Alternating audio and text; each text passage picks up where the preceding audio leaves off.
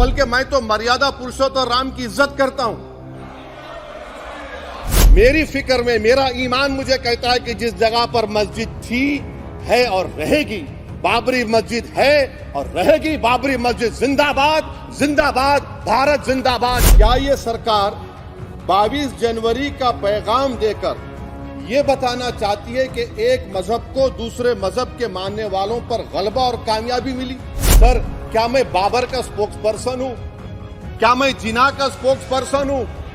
क्या मैं औरंगजेब का स्पोक्स पर्सन हूं? बताइए सर, आखिर मैं कहां तक आप मुझे लेकर जाएंगे?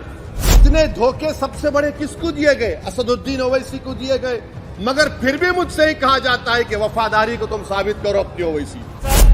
केवल एक प्रश्न का जवाब ओवैसी साहब दे दें कि बाबर को वो आक्रमणकारी मानते हैं या नहीं मानते? तो मैं कह रहा हूं कि निशिकांत दुबे 47 में आजादी मिली, असदुद्दीन ओवैसी से बाबर की बात पूछ रहे हैं। तुम गांधी की बात पूछते, तुम बोस की बात पूछते, तुम जलियांवाला बाग की बात पूछते, तुम काला पानी में जो मुसलमान शहीद हो गए उनकी बात पूछते, मगर बाबर की बात पूछी जाती है। श्री असदुद्दीन ओवैसी जी। मोहतरम चेयरमैन साहब, आपका बेहद शुक्रिया। मैं इस मोशन की मुखालिफत में खड़ा हुआ हूं। सर, मैं शुरुआत में हबीब जालिब का एक शेर पढ़ना चाहता हूं। आप उर्दू जानते हैं और लॉ मिनिस्टर भी उर्दू जानते हैं। हबीब जालिब ने कहा था कि हुक्मरान हो गए कमीने लोग, खाक में मिल गए नगीने लोग, हर मुहिब वतन जलील हुआ, रात का फासला तवील हुआ, आमिरों के गीत जो गाते रहे वही नामो दाद पाते रहे, रहजनों ने रेजनी की थी, रहजनों ने रेजनी की थी, रहबरों ने भी क्या कमी की थी। सर, मैं अभी सुन रहा था हमारे शिंदे ग्रुप के शिवसेना के पार्टी लीडर अपनी तकरीर कह रहे थे। कहा कि 6 दिसंबर में जब बाबरी मस्जिद को शहीद किया जा रहा था तो उस वक्त के वजीर आजम नरसिम्हा राव पूजा कर रहे थे, आप ही ने कहा, और कहा कि वो डिस्टर्ब नहीं करना। तो ये बड़ा अजीब मौका है कि बीजेपी की ताईदी पार्टी ये कह रही है कि नरसिम्हा राव ने कहा कि मुझे डिस्टर्ब मत करो, मैं पूजा कर रहा हूं, और जिसने रथ यात्रा निकाला, इन दोनों को मोदी सरकार ने इस मुल्क का सबसे बड़ा सिविलियन अवार्ड दे दिया, सबसे बड़ा सिविलियन अवार्ड दे दिया। तो ये बताता है कि इंसाफ जिंदा है या जुल्म को बरकरार रखा जा रहा है। तीसरी बात यह है कि सर, इस ऐवान में सियासी पार्टियां आएंगी चले जाएंगी, आप आए मैं आया हम भी चले जाएंगे, मैं जमीन की गिजा बन जाऊंगा, ये ऐवान तो बाकी रहेगा।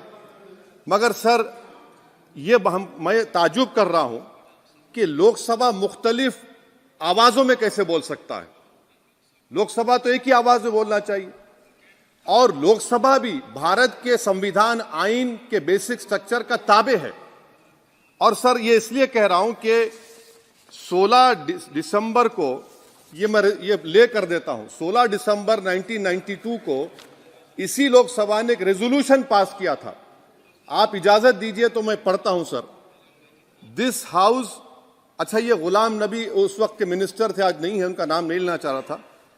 This House strongly and unequivocally condemns the desecration and demolition of the Babri Masjid at Ayodhya by and at the instigation of forces represented among others by VHP, RSS and the Bajrang Dal, which has caused communal violence in the country. Such act of vandalism was carried out not only in violation of order of the Supreme Court, but amounted to an attack on the secular foundations of our country. This House expresses anguish at the happenings and wishes to reiterate its resolve that it will ceaselessly endeavor to uphold the secular and democratic traditions of our country and for the maintenance of rule of law. और एक paragraph है, नहीं पढ़ूंगा। मैं ताजुब कर रहा हूं कि जब इस ऐवान ने एक रेजोल्यूशन पास किया तो हुकूमत आएगी जाएगी, और हुकूमत ये मोदी हुकूमत जश्न मना रही है जो 6 दिसंबर को हुआ। तो ये एक बात है सर। चौथी बात यह है कि सर, नहीं, 6 दिसंबर के ऊपर कोई जश्न नहीं है। राम मंदिर के निर्माण की जो प्रतिष्ठा हुई है उसको संबोधन कर रहा है। और वो सर्वोच्च न्यायालय के द्वारा तथ्यों के आधार पर दिए गए निर्णय के कारण से हुआ है। सर्वोच्च न्यायालय का निर्णय है, तो तथ्यों के आधार पर निर्णय है। Yes, yes. वो विषय आपने बोल दिया, ठीक है, ओके। सर, परंतु जो मंदिर का निर्माण है वो नियमानुसार सर्वोच्च न्यायालय के निर्णय से तथ्यों को देख करके। और एक सेकंड, आप इस्लाम के बहुत जानकार हैं, विद्वान हैं वैसे भी, अब कानून के। यदि किसी अन्य धर्म के स्थान पर मस्जिद बनाई जाए तो शायद उसको मान्य नहीं किया जाता। अभी एएसआई ने, सुप्रीम कोर्ट ने स्वीकार किया है कि वहां पर राम मंदिर था। तो इस विषय केवल ये है कि वहां पर राम मंदिर ठीक बना कि नहीं बना, वो विषय हो गया। तो कृपया इस पर यदि आप कुछ बोले तो बोलें प्लीज। सर, मैं आपको गलत साबित कर दूंगा सर। और मैंने रुक तो जाइए। बड़ी इज्जत के साथ सर, मैं आपकी बड़ी इज्जत करता हूं सर। आपको मैं कोट कर रहा हूं सुप्रीम कोर्ट का जजमेंट, पैराग्राफ 1222 रोमन 17, उसमें लिखा गया है, the destruction of the mosque took place in breach of the order status को and the assurance given to this court, the destruction of the mosque and obliteration of Islamic structure was an egregious violation of the rule of law. Egregious का मतलब जो छोटी मोटी अंग्रेजी में आती है वो क्रिमिनल एक्ट कहा। और सर आपने कहा था कि वहां पर मंदिर को तोड़कर बनाया गया। सर मैं आपके सामने ये तमाम चीजें लेकर दूंगा, सुप्रीम कोर्ट के जजमेंट के पैराग्राफ्स हैं जिसमें सुप्रीम कोर्ट ने एएसआई की रिपोर्ट को नकारा। उन्होंने कहा कि मंदिर को तोड़कर मस्जिद नहीं बनाई गई थी। सुप्रीम कोर्ट ने कहा, सुप्रीम कोर्ट ने कहा। अब और मैं रख दूंगा, आप पढ़ लीजिए। अच्छा सर, मैं अपनी तकरीर पर आ जाता हूं सर। तो मैं अपनी बात कर देता हूं सर। तो मैं ये पूछना चाह रहा हूं कि क्या मोदी सरकार एक समुदाय, एक मजहब की सरकार है या पूरे देश के मजाहिब को मानने वालों की सरकार है? जिसको नहीं मानते उनकी सरकार है, हमको बता दीजिए।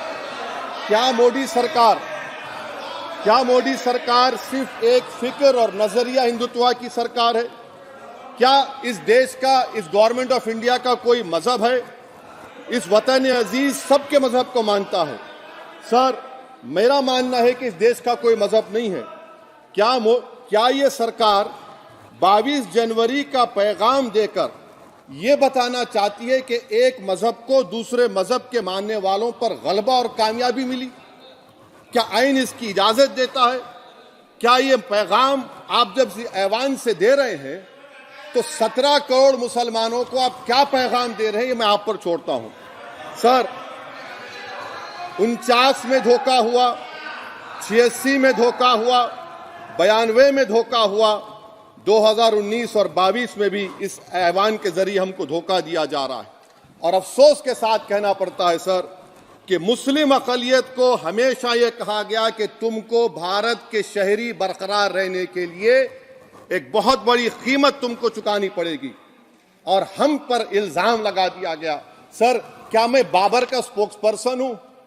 क्या मैं जिना का स्पोक्स पर्सन हूं? क्या मैं औरंगजेब का स्पोक्स पर्सन हूं?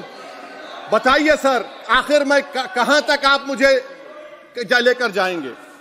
दूसरी बात यह है सर, दूसरी बात यह है कि फिर 6 दिसंबर के बाद देश में फसाद हुआ, नौजवानों को टाडा में डाला गया जो बूढ़े होकर निकले। यकीनन आपकी सरकार नहीं थी, आपकी सरकार नहीं थी। अच्छा, बल्कि मैं तो मर्यादा पुरुषोत्तम राम की इज्जत करता हूं,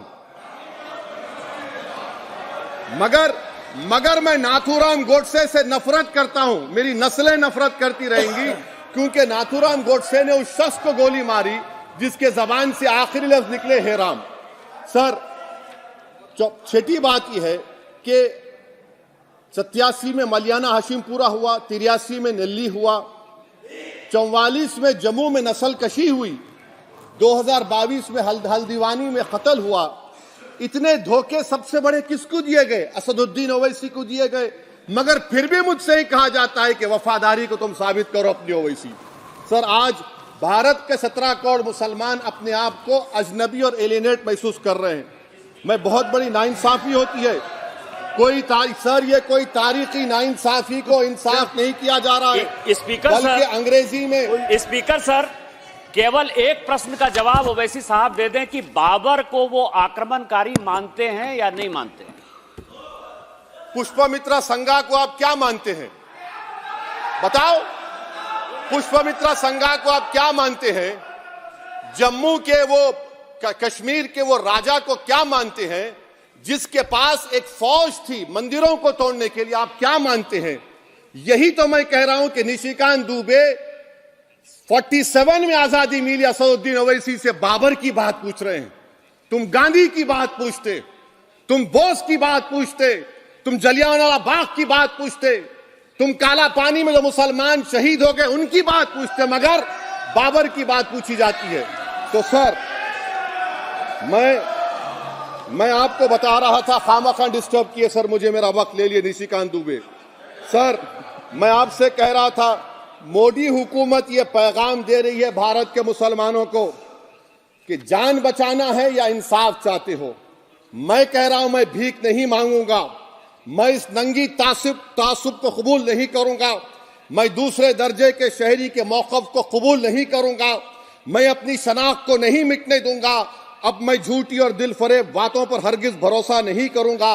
मैं वो काम नहीं करूंगा जो बीजेपी और नाम निहाद सेकुलर पार्टियां चाहती हैं। मैं वो काम करूंगा जो आपको पसंद नहीं है, संविधान के दायरे में रहकर।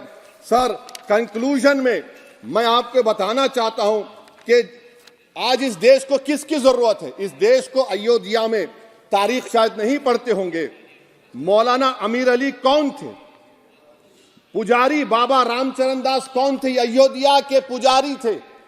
दोनों ने मिलकर अंग्रेजों के खिलाफ जंग लड़ी थी और दोनों ने, अंग्रेजों ने इनको गिरफ्तार किया और एक पेड़ पर मौलाना अमीर अली को और पुजारी रामचरण दास को फांसी दे दी गई। देश को इनकी जरूरत है। देश को शंभू प्रसाद, अचन खां, ये राजा देवी बख्श सिंह के फौज में थे, अंग्रेजों से मुकाबला किया, मुसलमान की लाश को जला दिया गया और शंभू प्रसाद को दफना दिया गया। इस देश को यह जरूरत है, देश को बाबा मोदी की जरूरत नहीं है। आज भारत को अयोध्या के मौलाना अमीर अली और रामचरण दास, अचन खान, शंभू खान की जरूरत है। सर मैं अभी सुन रहा था ये नाम निहाद सेकुलर पार्टियों के बयानात को। क्या होता है सर, आप, खत्म कर रहा हूं, क्या होता है सर, जब काजी साहब गवाहों को लेकर दुल्हन के पास जाते कि तुमको निकाह कबूल है, तो दुल्हन शर्मा के खामोश बैठ जाती। तो इनकी खामोशी रजामंदी की अलामत है। जी जी। तो सर मैं खत्म करने से पहले यह बताना चाह रहा हूं कि जब वजीर आजम जवाब देंगे तो क्या वो भारत के 140 करोड़ जनता के लिए जवाब देंगे या फिर सिर्फ हिंदुत्व की फिक्र रखने वालों का जवाब, मैं खत्म कर जवाब देंगे? ये देश, दुनिया, मुसलमान देख रहा है। सर मैं आपको यह भी बताना चाह रहा हूं, आखिर में कंक्लूड कर रहा हूं सर, 1 मिनट चाहिए, 1 मिनट चाहिए सर। सर मेरा मानना यह है कि आज मैं बहैसियत एक भारत के गयूर मुसलमान के, let me stand as a tall Indian Muslim and say that the light of Indian democracy today is at its dimmest today, sir. Sir, in conclusion, मेरी फिक्र में, मेरा ईमान मुझे कहता है कि जिस जगह पर मस्जिद थी, है और रहेगी, बाबरी मस्जिद है और रहेगी, बाबरी मस्जिद जिंदाबाद, जिंदाबाद, भारत जिंदाबाद, जय हिंद।